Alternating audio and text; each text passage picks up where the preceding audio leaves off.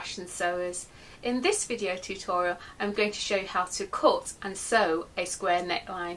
I'm Colleen Geely and this is Fashion Sewing Blog TV. The first example I'm going to show you is how to cut a square neckline on the fold of your fabric, and there is a case of cutting it this method I'm showing you, which is going to be a little bit more accurate than perhaps you may be doing at the moment. So you cut it to that point there, and because it's quite difficult to manoeuvre your scissors to come up and cut the second line, it's best to position your scissors away from the first cut line and angle it towards the shoulder. And when you get about halfway, then you fold back your fabric, and then you continue to cut straight down, right, and then remove, and there you have your square neckline cut out. The second method is when you're cutting on the straight of grain and you're working with a full pattern as regards a half a pattern, is to cut out your pattern in the usual way, and when you come to the square neckline here, cut along the shoulder,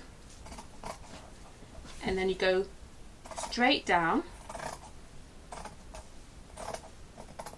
to the point there, and then fold your pattern piece back to give you roughly a straight line. If it means adjusting your pins, do so. So I've got a straight line in which to then continue my cut of the square neckline. Now what happens here, because you don't want to manoeuvre yourself in that direction, just come halfway roughly, and then you're going to go to the point of the actual neckline here.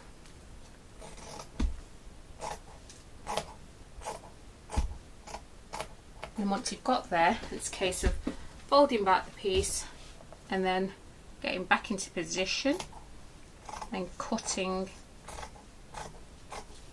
the square neckline shape, and there we go. And then you just continue cutting out the rest of your pattern piece. The neckline, as you can see, is now cut out. I've joined it at the shoulders, and before you actually join it at the shoulders, what you need to do is reinforce the corners of the squares. That will help give it that sharp square line that you want when the garment is completed. So do it to all four parts. I've also done it to the back, and you do it on each side of the actual angle of the square. You're now looking at the facing to the square neckline, and you also need to do the same to reinforce the corners on the front and also the back. Working on the right side of your garment, you get your facing and put the right side of the facing onto the right side of the garment, making sure you're matching up all your balance marks, and then you need to pin it into place. The first place you should start is making sure you match up the sides, the seams of the shoulder, and put a pin in place, and the next side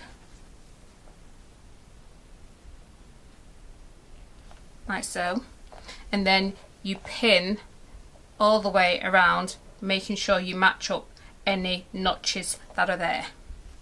The square neckline facing is now pinned to the garment. I'm now going to take it to the sewing machine and sew a seam allowance of 1.5 centimetres 5/8 of an inch. I'm now going to start sewing from the back, and you're making sure that you actually sew with the facing upright. So you're working on the side where the facing is facing you, if you like.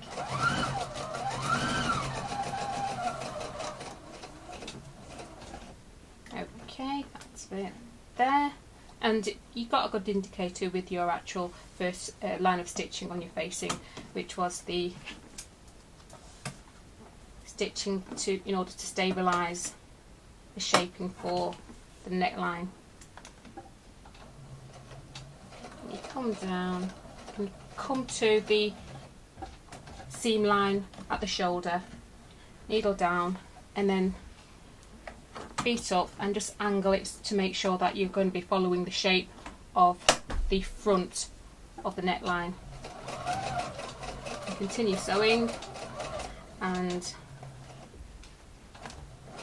when you get down to the same point again, pull your pins out as you go. Remember, use your first row of stitching to indicate where you need to put your needle down, your foot up, turn your work, and then continue sewing all the way around. The next step you need to do once you've actually sewn your facing to your garment is to snip into the corners like so. So I'm going to show you here, roughly about there. And then once you've done that, because that will give you a beautiful shape, once you've actually done that, you need to trim and grade your seams, because you don't want these big seams here. And after you've done that and pressed, you then need to understitch in order to keep the facing with inside of the garment. Once you've trimmed and graded and you've snipped into the corners of your square neckline, the next thing to do is to turn your work like so, and then you're going to understitch. And once you've done your understitch, because the understitch will help to keep the facing inside of the garment, and once you've done that and pressed, you will have a nice looking squareness to, I'll just show you on this area here. Remember, it does need pressing. That's something that you need to do as well. And as you can see, the shape is starting to form really beautifully, and all that needs to happen there is a press, a good steam press all the way around the neckline. I hope you found that video tutorial helpful. Do visit my YouTube channel in order to get videos on how to trim and grade and how to understitch. Those are going to be the most important steps in order to get your square neckline looking the way you want it to. If you have any comments or queries, please put them in the comment box below, and I'll see you next time.